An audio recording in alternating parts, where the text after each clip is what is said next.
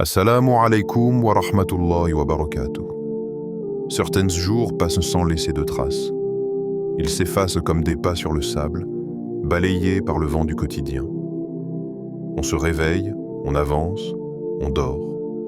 Et quand on se retourne, rien ne semble avoir vraiment compté. Les heures se succèdent, identiques, silencieuses, presque transparentes. Mais il existe d'autres jours. Des jours qui ne crinent pas mais qui murmurent, des jours où, sans raison apparente, l'âme se calme, où le cœur ralentit, où quelque chose à l'intérieur s'apaise, comme si le ciel s'était entrouvert sans bruit, juste assez pour laisser passer une lumière discrète. Et parmi ces jours, il y a le lundi. Un jour que beaucoup redoutent, un jour associé à la reprise, aux obligations, aux responsabilités qui tombent sur les épaules avant même que le cœur ne soit réveillé. Le lundi est souvent perçu comme un poids, un retour brutal à la réalité, la fin du repos, le début de la pression. Mais pour le croyant, le lundi n'est pas un fardeau. C'est un secret céleste déposé au tout début de la semaine. Un jour choisi par Allah. Un jour marqué par la naissance du prophète. Un jour où la révélation a commencé à descendre sur la terre. Un jour qui porte, en silence, le sens du recommencement. Ce n'est pas un hasard si tu entends ces mots aujourd'hui. Ce n'est peut-être pas un hasard si ton cœur s'est arrêté un instant sur cette vidéo. Parfois, Allah ne parle pas à travers des événements spectaculaires. Parfois, il appelle doucement. À travers un rappel. À travers un moment précis, à travers un lundi. Avant d'aller plus loin, prends une seconde. Si tu ressens déjà quelque chose, même très léger, écris-le dans les commentaires. Un mot, une phrase simple, un « Alhamdulillah », un « Yallah, guide mon cœur ». Ce n'est pas pour les autres, c'est pour toi. C'est une trace que tu laisses entre toi et Allah. Et si tu veux recevoir d'autres rappels qui parlent au cœur et non seulement à l'esprit, abonne-toi dès maintenant. Peut-être que le prochain rappel sera celui dont tu auras besoin à un moment précis de ta vie. Partage aussi cette vidéo. Pas pour les vues, mais parce que tu ne sais jamais quel cœur fatigué, quel esprit chargé tombera dessus au bon moment. Parfois, un simple partage devient une sadaka silencieuse. Et surtout, reste jusqu'à la fin, pas par curiosité, mais parce qu'une surprise spirituelle t'attend. Un rappel particulier que beaucoup négligent et qui peut changer ta manière de vivre chaque début de semaine. Maintenant, laisse-moi t'emmener plus profondément. Le lundi n'est pas seulement un jour qui commence quelque chose. C'est un jour qui te regarde, comme s'il te demandait « Avec quoi vas-tu ouvrir ta semaine ?» Avec la précipitation, avec l'inquiétude, avec les pensées lourdes de ce que tu n'as pas encore accompli, ou avec Allah. Chaque lundi est une page blanche, pas une page vide, mais une page offerte. Une opportunité de revenir, de réajuster, de déposer ce que tu portes depuis trop longtemps. Le croyant ne voit pas le temps comme une simple succession d'heures.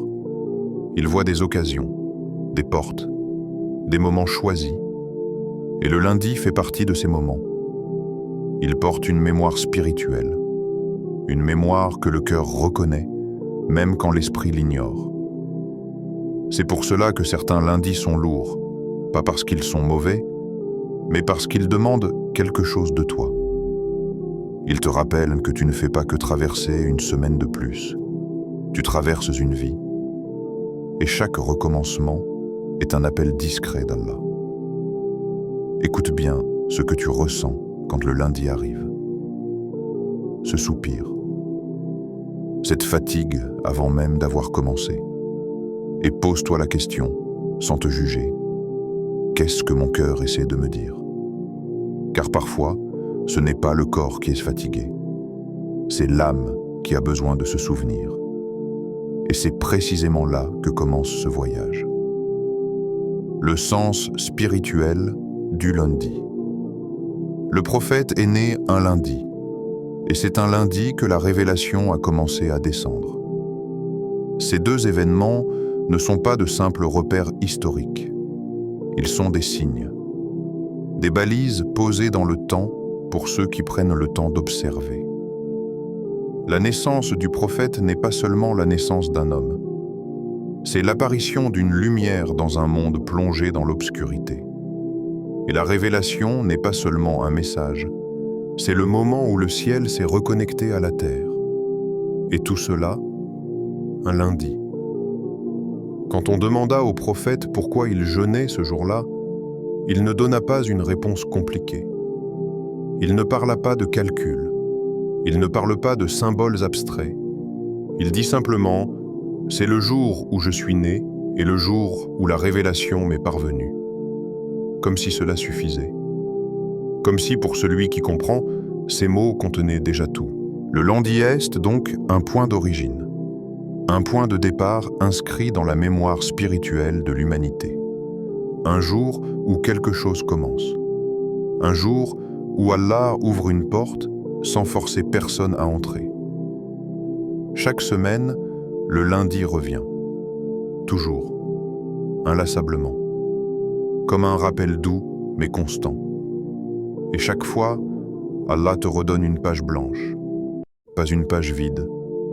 Une page chargée de potentiel. Une page qui n'attend qu'une chose. Avec quoi vas-tu l'écrire? Le monde te pousse à commencer vite. À remplir la page avec des tâches, des obligations, des inquiétudes. À écrire sans respirer. À avancer sans te demander si tu es aligné. Mais Allah, lui, ne presse pas. Il te demande sans contrainte. Comment veux-tu commencer? C'est une question simple, mais elle traverse l'âme. Parce que commencer, ce n'est pas seulement agir. Commencer, c'est orienter ton cœur. Le lundi te place face à un choix invisible. Un choix que personne ne voit, sauf toi. Par le monde ou par lui. Par le bruit ou par le silence, par l'agitation ou par le souvenir, par la peur de manquer ou par la confiance. Le prophète choisissait Allah, avant tout, avant le reste. Son jeûne du lundi n'était pas une habitude mécanique, c'était une offrande, un acte de gratitude, une manière de dire « Ya Rab, je commence avec toi ». Et celui qui commence avec Allah ne commence jamais seul. Il y a dans le lundi une douceur cachée, une lumière discrète que seuls ceux qui ralentissent peuvent percevoir. Comme l'aube avant le lever du soleil, comme un souffle avant la parole. Le lundi te rappelle que le temps n'est pas ton ennemi. Il est un dépôt, un cadeau, une succession d'occasions. Et si Allah a choisi ce jour pour y déposer des événements aussi immenses, ce n'est pas pour que tu le traverses machinalement. C'est pour que tu t'y arrêtes, ne serait-ce qu'un instant. Le lundi est un jour qui relie. Il relie ton présent à une histoire prophétique. Il relie ton cœur à une révélation. Il relie ta semaine à ton intention. Chaque lundi porte cette question silencieuse. Vas-tu commencer pour survivre ou pour te rapprocher? Ce n'est pas un jugement, c'est une invitation. Et cette invitation revient chaque semaine, même quand tu l'ignores, même quand tu es fatigué, même quand tu n'as plus l'énergie. Parce qu'Allah ne se lasse pas d'appeler. Partie 3. Appel intérieur aux croyants. Pose-toi cette question, pas pour y répondre à voix haute, pas pour donner une bonne image, mais pour être honnête. Que fais-tu, toi, chaque lundi? Pas ce que tu devrais faire, pas ce que tu aimerais faire, mais ce que tu fais vraiment. Comment te lèves-tu? Avec quel poids dans la poitrine? Avec quelle pensée en tête? Te lèves-tu uniquement pour ton agenda? Pour les messages à répondre? Pour les responsabilités qui t'attendent déjà? Ou te lèves-tu aussi pour ton Seigneur? Cette question dérange. parce qu'elle ne vise pas les actes visibles. Elle vise l'intention. Il y a des lundis où le corps est debout, mais le cœur est encore couché. Des lundis où tout semble lourd, où le souffle est court, où les pensées s'en mêlent avant même que la journée commence. Certains lundis serrant la poitrine, sans raison claire, sans événement précis. Et si ce n'était pas un hasard, et si ce lundi n'était pas une fatigue ordinaire, mais un appel que tu n'as jamais vraiment écouté, et si ce que tu ressens n'était pas un rejet du lundi, mais un manque de sens, le cœur se fatigue quand il avance sans direction, quand il accumule sans se souvenir, quand il traverse les jours sans se poser. Le lundi agit comme un miroir. Il reflète ton état intérieur. Quand il te semble lourd, ce n'est peut-être pas la semaine qui est trop chargée. C'est peut-être l'âme qui a besoin d'être reconnectée. Avant d'aller plus loin, fais une chose simple, respire. Pas une respiration rapide, une respiration consciente. Comme si tu voulais faire de la place à l'intérieur. Expire ce que tu portes. Expire la tension, expire la précipitation, vide ton esprit, même quelques secondes, et écoute. Parce que tant que le bruit est là, le rappel ne peut pas entrer. Le lundi n'est pas une obligation de plus. C'est une opportunité d'alignement. Mais cette opportunité ne se présente pas comme une évidence. Elle se présente comme une question intérieure, comme un inconfort, comme une fatigue inexpliquée. Allah parle parfois à travers le manque, à travers ce vide que rien de matériel ne comble. Et ce vide, beaucoup le ressentent le lundi. Non pas parce que le lundi est mauvais, mais parce qu'il met fin à la distraction du week-end. Il remet le croyant face à lui-même, face à sa direction, face à ses priorités, face à ce qu'il a négligé.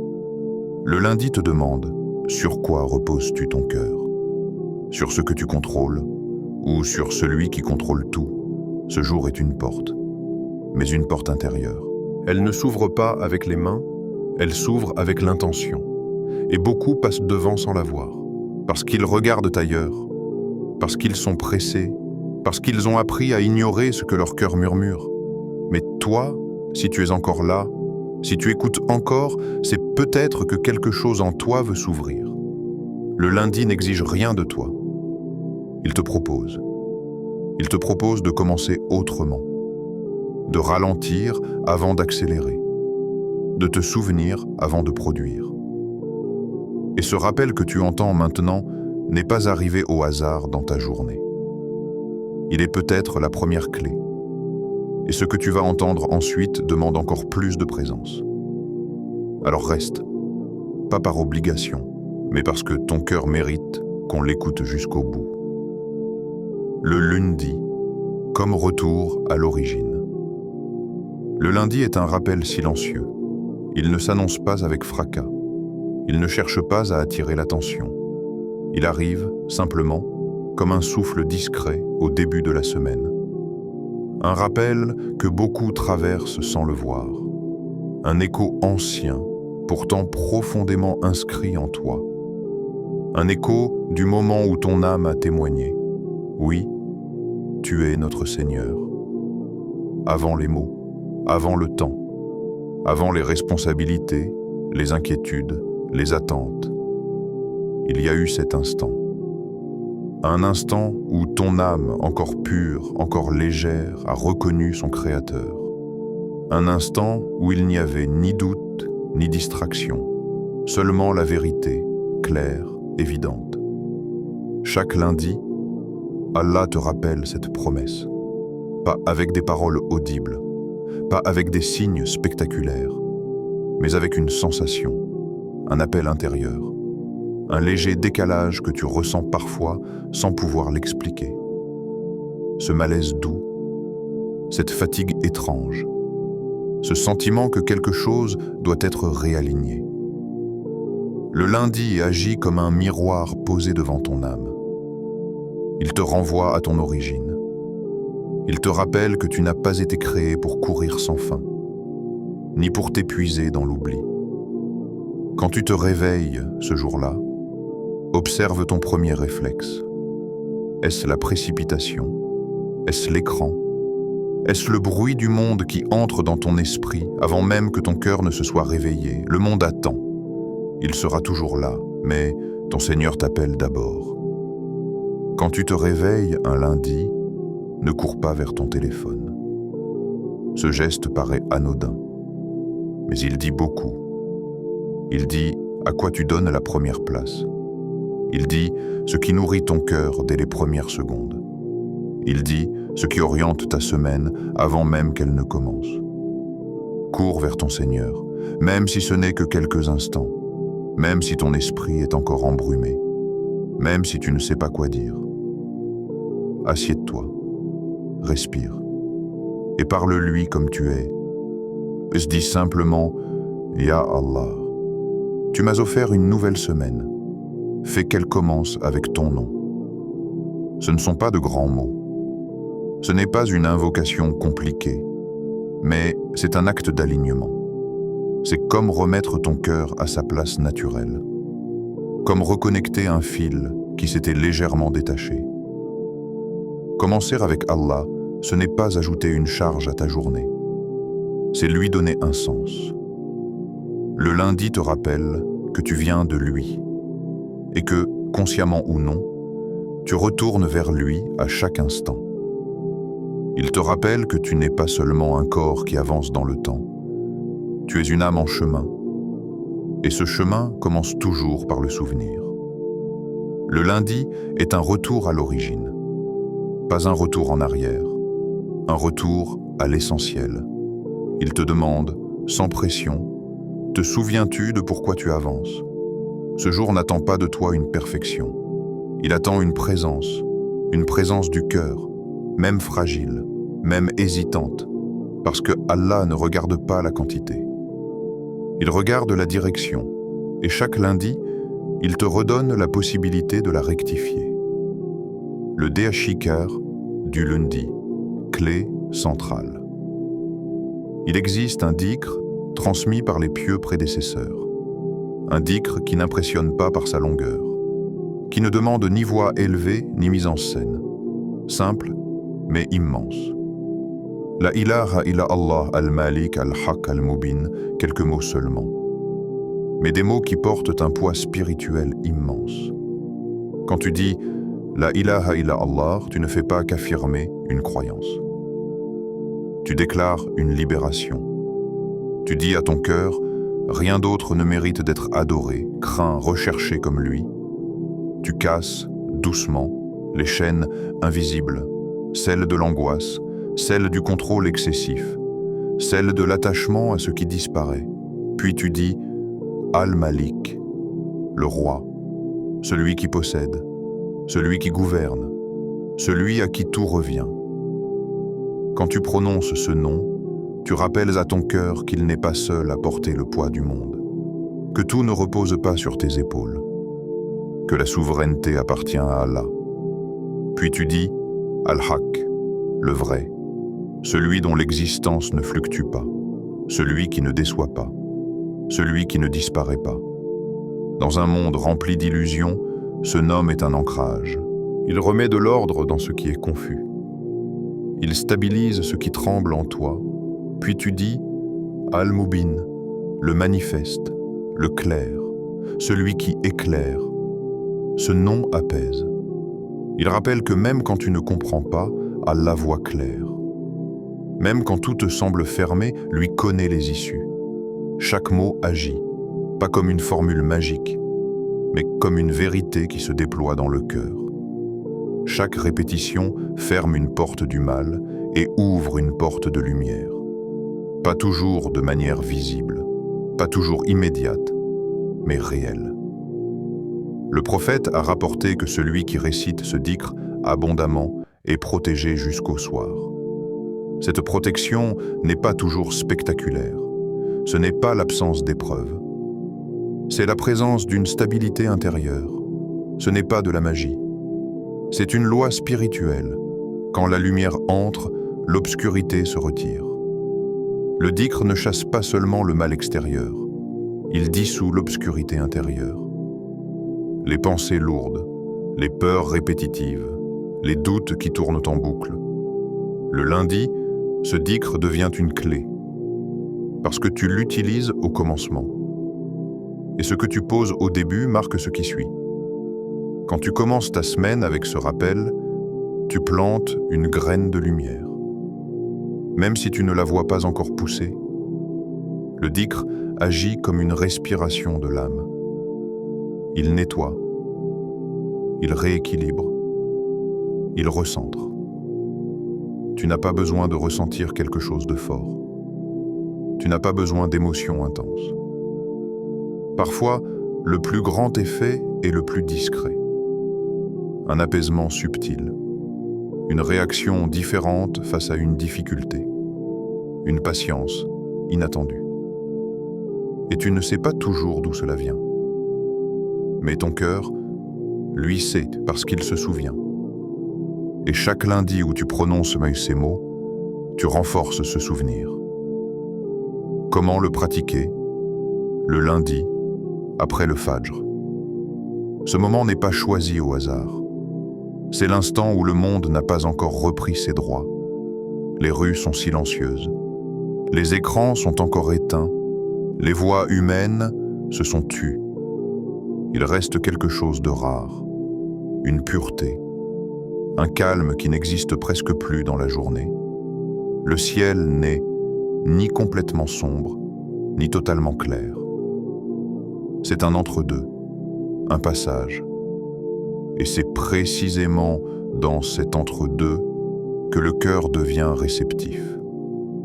Le lundi, après le Fajr, ne cherche pas à remplir ce moment. Ne le presse pas. Ne le traite pas comme une étape avant autre chose, assieds-toi.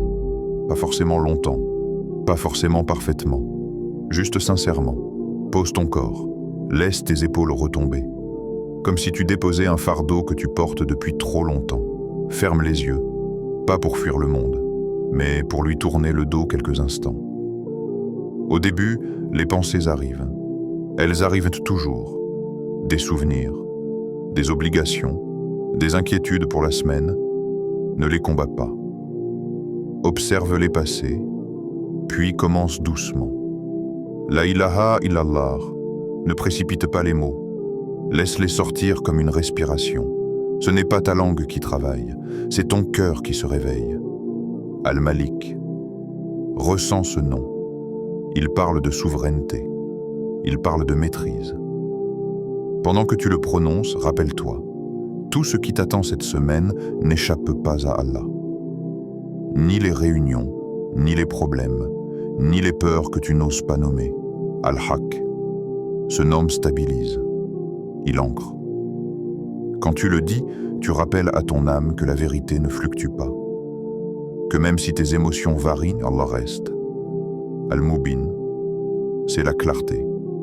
Même quand tu ne comprends pas encore. Même quand le chemin semble flou. Répète. Encore, puis encore. Pas avec la langue seulement, mais avec le cœur. Tu verras, quelque chose ralentit. Le temps ne disparaît pas. Mais il cesse de te pousser. Les pensées deviennent plus espacées. Le bruit intérieur baisse d'un cran.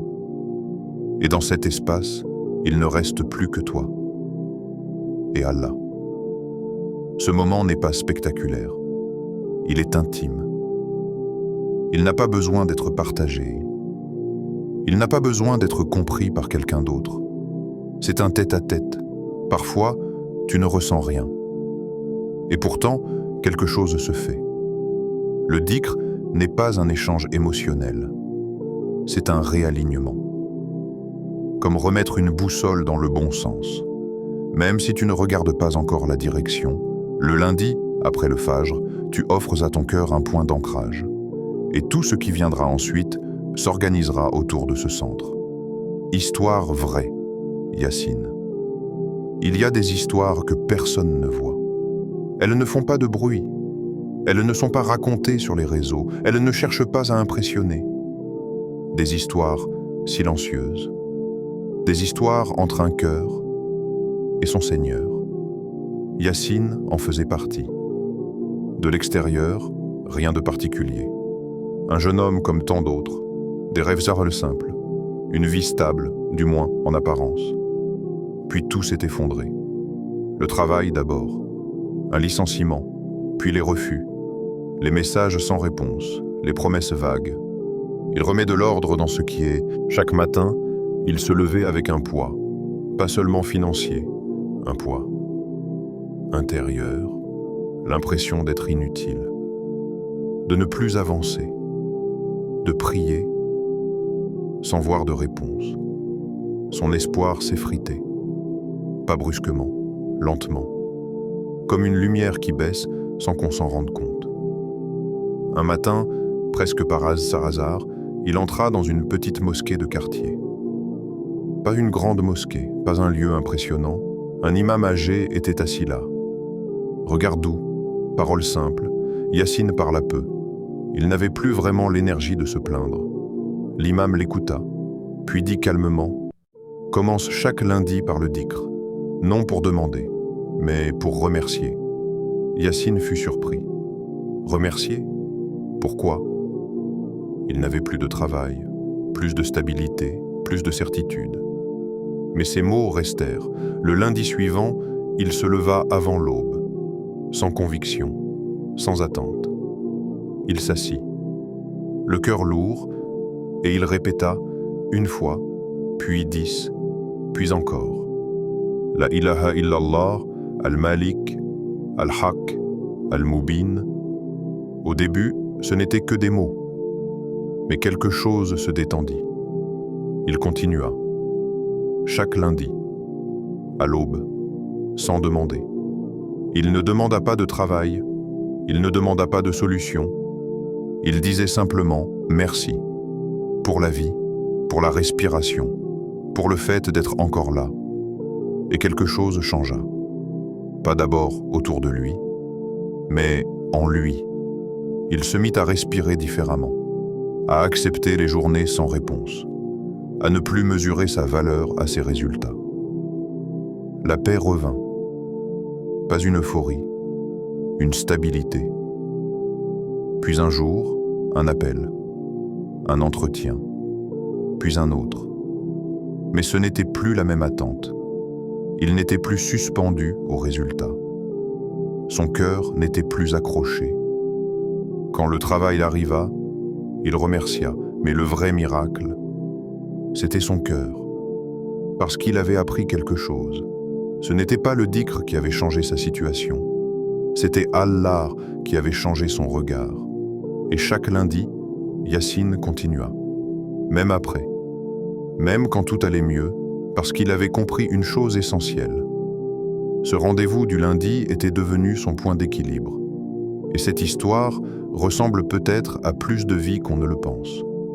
Parce que beaucoup perdent des choses, mais peu prennent le temps de retrouver leur cœur.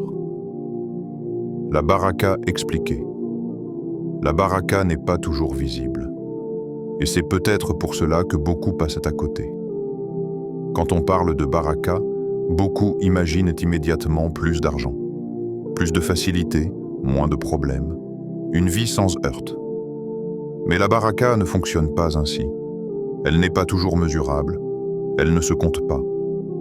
Elle ne se montre pas forcément. La baraka, c'est une paix qui reste quand tout bouge autour de toi. C'est un cœur stable au milieu de la tempête. C'est une capacité à traverser sans se briser. Tu peux avoir peu et vivre dans la baraka. Tu peux avoir beaucoup et être constamment inquiet. La baraka, ce n'est pas l'absence d'épreuves. C'est la présence d'Allah dans l'épreuve. C'est ce qui fait que deux personnes vivent la même situation, mais pas avec le même poids. L'une s'effondre, l'autre tient. Pourquoi ? Parce que la baraka agit à l'intérieur. Le dhikr polit le cœur, comme on nettoie une pierre précieuse. Au départ, la pierre, elle est ça. La pierre est là. Elle a de la valeur, mais elle est secouée. Elle est recouverte de poussière, de boue, de traces du monde. Le dhikr ne crée pas le cœur, il le révèle. À chaque répétition, une couche s'en va, une lourdeur disparaît, une clarté revient.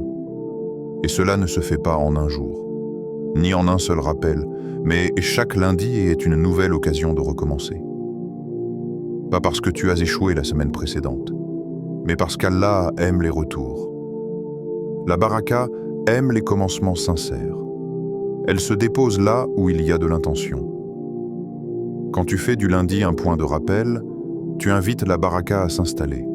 Pas de manière spectaculaire, mais durable. Tu remarqueras peut-être que tu réagis différemment, que certaines choses ne t'atteignent plus comme avant, que tu dors mieux, que tu parles avec plus de douceur. Ce sont des signes. La baraka ne fait pas toujours du bruit. Elle agit en profondeur, et le cœur poli par le dhikr devient un réceptacle. Un cœur capable de recevoir ce qu'Allah veut déposer. Lien avec le prophète Youssouf. Souviens-toi de Youssouf. Son histoire n'est pas racontée pour être admirée. Elle est racontée pour être vécue intérieurement, jetée dans un puits, trahi par ses propres frères, abandonné dans l'obscurité. Ce puits n'était pas seulement un trou dans la terre. C'était une coupure avec le monde. Plus de repères, plus de protection, plus de voix familières. Et pourtant, Youssouf n'était pas seul. Il n'a jamais été coupé du dhikr. Même dans l'obscurité, son cœur était relié. Le puits n'était pas une punition, c'était une préparation. Chaque étape douloureuse de sa vie était un passage, un polissage, une élévation invisible, vendu comme esclave, accusé injustement. Et à chaque fois, le rappel était là. Pas forcément prononcé à haute voix, mais vivant dans le cœur. Parce que le dhikr ne dépend pas des circonstances. Il dépend de la relation. Et ton lundi aussi peut être ton puits. Ce moment où tu te sens bloqué, où tu ne comprends pas pourquoi les choses n'avancent pas, où tu fais tout bien en apparence, mais rien ne semble s'ouvrir. Ce lundi que tu redoutes, ce lundi que tu trouves lourd, ce lundi que tu voudrais éviter. Et si ce n'était pas une destruction, mais une formation? Le puits de Youssouf n'était pas la fin de son histoire. C'était le début d'une autre version de lui-même. Le lundi peut être cela, un lieu de retrait, un espace où Allah te façonne loin du bruit. Le dhikr, dans ces moments, n'est pas un moyen de sortir vite. C'est un moyen de rester droit pendant que le plan se déploie. Et pendant que toi, tu crois être immobile, Allah travaille, dans l'invisible, dans le temps, dans ton cœur. Quand le prochain lundi arrivera, ne soupire pas. Ne le regarde pas comme un poids. Ne l'accueille pas avec résignation. Accueille-le comme une promesse que tu es encore là, une promesse que tu peux recommencer, une promesse que la porte n'est pas fermée. Dis le nom d'Allah, même doucement, même imparfaitement, et regarde ce qu'il fait de ta semaine. Regarde comment il agit sur ton cœur avant même d'agir sur tes circonstances. Si ce rappel t'a touché, laisse un mot dans les commentaires. Un Alhamdulillah, un Ya Allah, guide-moi. Un simple mot qui vient du cœur. Abonne-toi si tu veux continuer ce chemin de rappel, pas à pas, lundi après lundi. Partage cette vidéo. Peut-être qu'elle arrivera au bon moment dans la vie de quelqu'un d'autre.